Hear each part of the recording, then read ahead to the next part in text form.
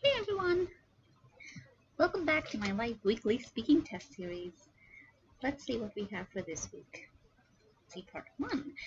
What did you like to do the most when you were in primary school? I don't really remember.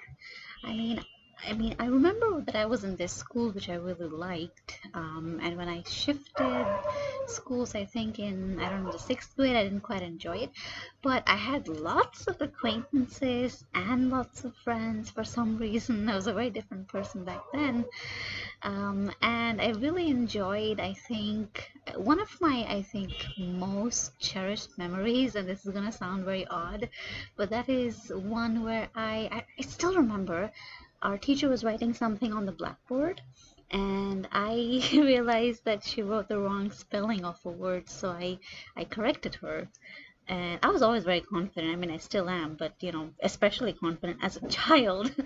And she was like, "You know what? You're right. The spelling is wrong. I'll correct it. Thanks." And I really enjoyed like nitpicking and kind of just showing off that I was so brilliant and smart. And uh, yeah, I always did pretty well, especially in English and things like even drawing at a young age. I really enjoyed it. Although now I can't draw to save my life. How did you go to your primary school? Let me think. I changed a lot of schools. One of the schools that I went to, I mean, my mom would always drop me, like we would just go walking. And then we had, when I shifted to another school, we had a bus service. That's very common here. If you go to a private school, they'll have a bus service if you don't have your own car or whatever, or for whatever reason, if you can't get like private transport. And so I remember we'd set out pretty early. I think my lesson started, I don't know, at 8 a.m., 9 a.m. or something.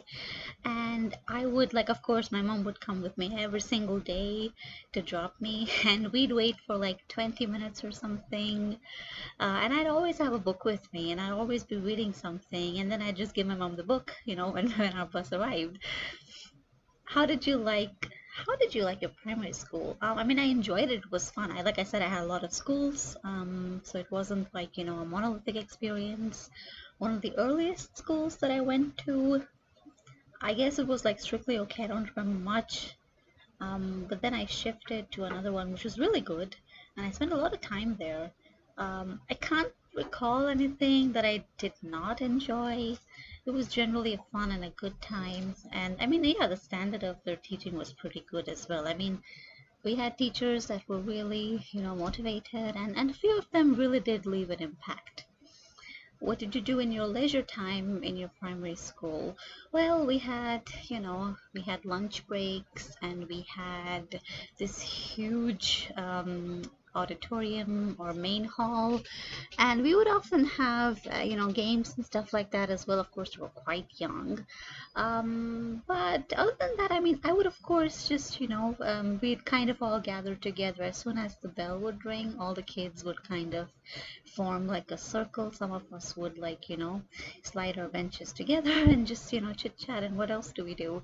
I don't particularly remember. Oh yes, I do remember that we were often given these we had like 30 minutes or something of free time, and we could like choose to read a newspaper, or we could go to the library. And every time I'd go to the library, there'd be like so few kids there. Like, I don't know, kids didn't really enjoy it, but that just meant that I would have more peace and quiet. And so I would try and check out things from the reference section, but for whatever reason they didn't allow me. They were like, "Oh no, you can't issue that book, it's just it's supposed to be kept in the library." And I didn't understand why. They wouldn't let me access that. You could sit down and read, but you can't, like, take it home. So that was a bit disappointing. Okay, let's do the next one. Describe an important text message that you received. You should say who sent the message, what was in the message, why the person sent the message, and explain why the message was important to you. Okay, when you read a question like this, there might be a lot of things that you kind of have popping up in your mind. You might think, which one should I talk about? Should I talk about the time when I received some kind of, important can mean anything. It can be important as in there was some kind of urgent matter. You might think it was important for your life in general, maybe a life-changing event. or it could be like absolutely anything that you feel. See, important is subjective. That's, entirely dependent on you. I can't remember specifically, like if I were to, which I will, of course, right now, I'm going to deliver my response. But when picking which text message I want to talk about, I mean, I've probably received tens or hundreds of thousands of text messages. How am I supposed to remember just one, right? So what I would often do is I'd probably just make a few things up. You don't have to necessarily remember everything with a 100% kind of accuracy. Remember, this is not a truth-telling test, so I mean, your entire test could consist of made-up responses, and not a single soul on earth would know. So don't force yourself to recollect things correctly. There are no points for correct recollection, okay? Okay, so one that I remember very distinctly is this happened a couple years ago, back when I was I would say I just started filing our taxes, right? And I was trying to do it myself because I thought, well, this can't be too difficult. I was obviously very wrong. And I remember I'd basically sit and try and calculate things for hours and hours. And it turned out that the calculations I did were entirely wrong. And so I was very frustrated. I was ready to yank out my hair, and I just figured, okay, let me find someone else who can deal with this so I don't have to. But I obviously, I didn't really know anybody who worked as an accountant, so I had to like rely on Google and, all these channels. And I did find someone. I actually found a lot of people, and I went on this whole search. Eventually, I settled on one person, and now I'm pretty happy with, the company. But so we filed all of our, documents. We did the whole process, and normally you have to wait for a couple weeks to a couple months maybe before you get some kind of acknowledgement that, okay, we received and this year's return is on its way, or whatever, like the stuff you get in your email inbox. And you also get a text message where I live. So I received a text message, and it said something like, it had my PAN card number. It's a tax number basically.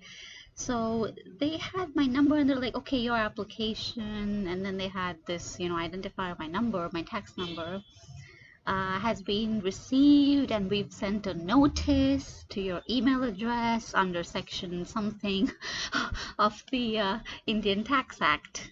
And I was like, oh my God, what does this mean? Because, they've used such terrifying language. What does it mean? Are you slapping with the notice? That doesn't make any sense. Why would you do that? Back then I was just, I wasn't exactly a person of interest for the income tax or revenue service. So I was wondering what that meant. And since I received the text at like 8:30, obviously I couldn't, get in touch with my accountant. So I was very nervous. And also the problem was that the text message said that, I had an email, but I was checking my inbox. I didn't see anything. So this was really like, I was super nervous, and I was like, what does this mean? What am I supposed to do? Do I have to like call a lawyer? What do I do now? What do I do next? And I was trying to search for like, what does it mean when you get a notice? And I was using the wrong terminology because I was searching for just notice, and a notice can of course be anything. So I was getting all these, responses on Google that, oh, well, you have to contact your accountant, and then you need a lawyer, and then you need proof of this and that, and you have to build a case.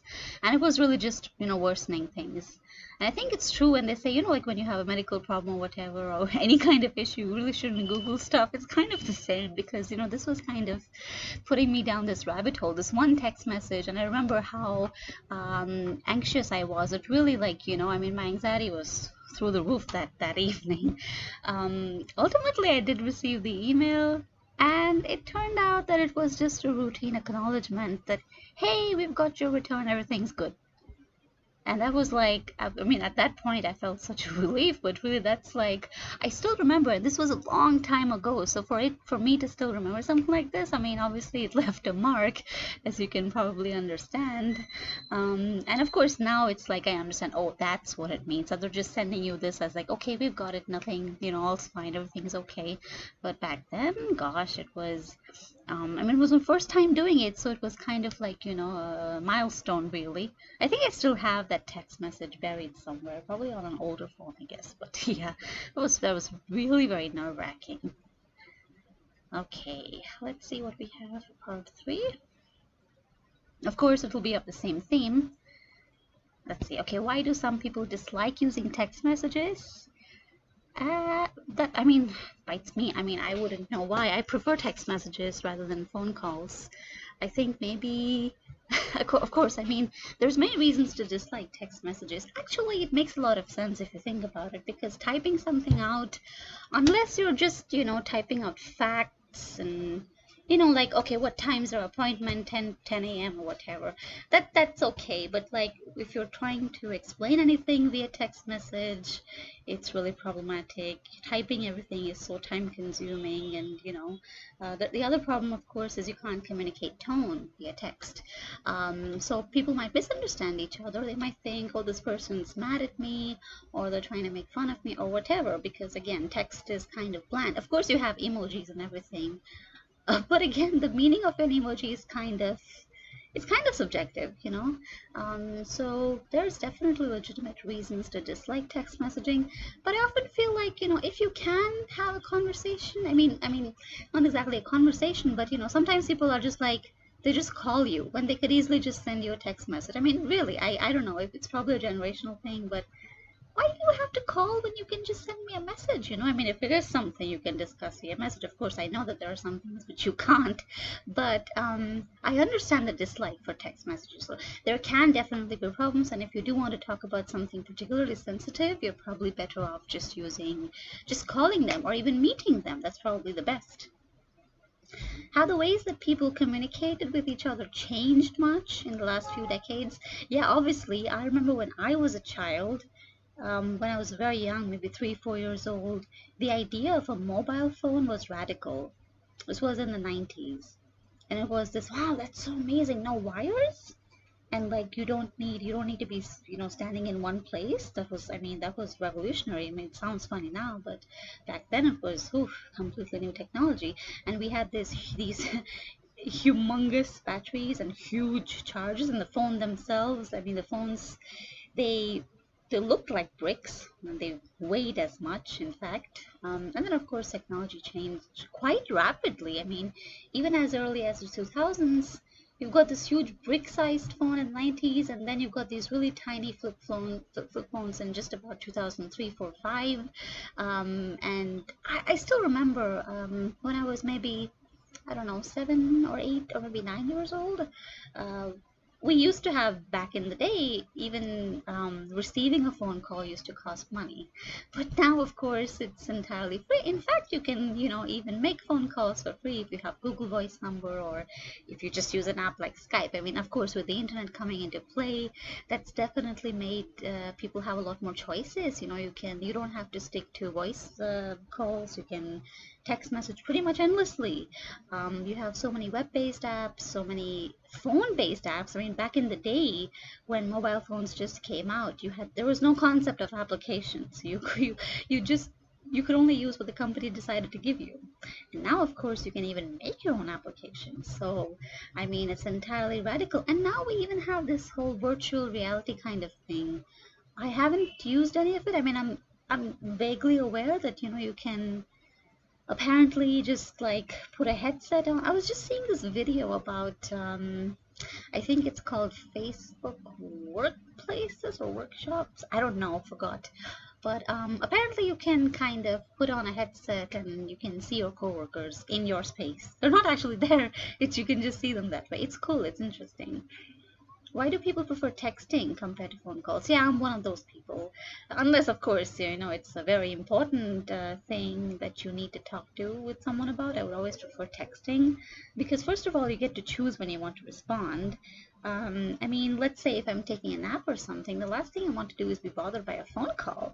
And there's, of course, moments when, let's say, if you're at work, you may not be able to attend the phone call. If you're driving, if you're out there walking, bicycling, if you're just doing some kind of work that you're, very intensely focused on, then obviously texting is a better choice. It's very non-intrusive. And of course, this wasn't always the case, but I feel like it's an etiquette thing. You shouldn't just call up someone randomly. You should ask them, hey, is this time okay for you? Because, I mean, you don't know if they really are going to be okay with it. And what's the point calling someone up and be like, hey, do you have a minute to talk? I mean, I don't like the idea at all. And if somebody calls me completely, you know, unannounced, like I've never spoken to this person, and decide to call me, I'm gonna be mad at them, honestly. I mean, yeah, that's probably not the nicest thing to say, but it's just like, ugh, what is wrong with you? You should text first. I mean, I remember this one person, we'd posted an application, we'd posted a vacancy for a job, and I don't recall putting my number out there. Maybe I did, maybe I forgot, I don't remember. But anyway, this person just, like, they didn't even apply, they just directly called me, and I was like, I mean, how can you just directly call me like that? I mean, you could at least text me. I mean, I could be doing something else, something more important. Anyway, I blocked her. So that's that. I mean, you should always, I feel like it's just as times change, obviously. You know, back in the day, given that every household just had one phone, it was maybe okay to do that. Of course, you couldn't reach people another way. But now that everyone has their phones on them all the time, it can be annoying if people just directly call you and your phone is buzzing or worse, ringing. So for that reason, my phone's kind of always on silent and vibrate, which is definitely not a good idea. Do you think modern technology has any negative influence on communication? Of course it does, you know. I mean, everything has its pros and cons. If I stop to think about the negative influence, maybe people have become very dependent, I guess, on tech-based solutions rather than, you know, it's obvious that people are meeting each other less and less. There's less in real life, I mean, real life interaction. Back in my day, we used to say IRL for in real life. And it used to be considered that any kind of, you know, people, you know, online are not real, like it's not a real, you know, friendship or acquaintanceship or relationship. So, you know, when I think of it, I just think, wow, it's such a positive thing. But there are, of course, dark sides to it as well. I mean, it's so easy to get a lot of information about someone, you know, by just having their name or even their mobile number or email address or something. But of course, if you are, you know, a privacy-minded kind of person, there's many steps you can take, many tools that you can access pretty easily.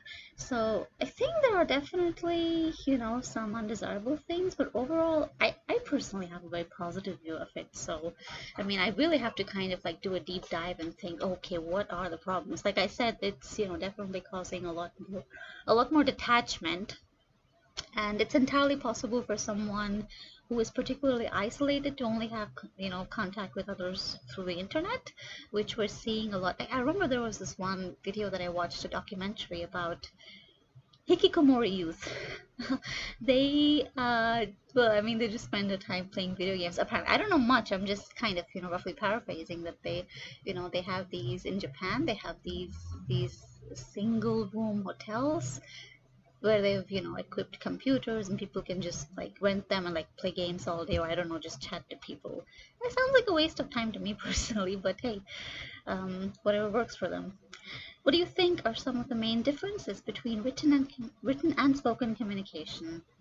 I mean, it's kind of obvious. Written communication tends to be formal in nature. Not always. I mean, of course, you have SMSs, IMs, text messages, and then you have the more emails are always going to be slightly more formal than just hitting someone up on, you know, WhatsApp or Facebook Messenger or any other application that you use. And, you know, sending mail to someone's address, that's got to be the most formal thing ever. But, you know, generally we tend to be very careful when we're writing something, right? Because, I mean, I think you should be careful even when you're talking, because obviously, I mean, you can easily just record someone's response. But I feel like maybe it's more difficult to, you know, modify the written text. I don't know if that makes sense, but that's just a feeling that I have. So people are generally more careful when you ask them to, you know, send me that in writing instead of just like a verbal thing. And of course, I mean, verbal agreements, I mean, they don't have no place in the court of law. So you'd be at a loss if you know, just like trusted someone's word, right? And of course, I mean, there are moments when you prefer spoken communication. Like I said, it's definitely easier to just, you know, if you have a lot to say, then it's probably better you call someone or you meet them in person and, you know, talk it out. But I mean, yeah, some people prefer writing essays, you know, in text messages, and all I'm gonna say is they probably have a lot of time on their hands, but I don't see how that's really feasible long term. But you know, I think it's also a question of personal choice and preference. Um, Obviously, these things evolve with time. And like I said, nowadays we even have things like virtual reality headsets and stuff. So I feel like it depends. The differences are many. If you're, let's say, a younger person, your style of writing might not even be as formal as an older person's. Again, the kind of technology you use will differ. If you're sending it the usual old-fashioned snail mail way, you're probably going to be a lot more formal. And of course, written communication is normally reserved for more kind of serious things also. You wouldn't just, for example, if you're receiving blood test reports or something, for example, you wouldn't just get a call, but okay, so here's your creatine count and here's a blah blah blah. It would have to be a report, because when you have something written down or in text form, you can of course refer to it again and again. But unless you're receiving a voice note from someone, there's no way you can really replay an entire conversation, right? Okay, that's all for today, and I'll see you next week. In fact, I'll probably see you on Wednesday because I'm going to write an essay, but if you'd like to check in for just speaking, you can come back on Saturday. I have changed the time a little bit, as you'll notice from my header on YouTube. Let me know if this time is better for you. I know you're all in different time zones, so I'm just trying to figure out the best kind of, time for live streaming this. All right then, so I'll see you all next time, and have a good night. Bye-bye.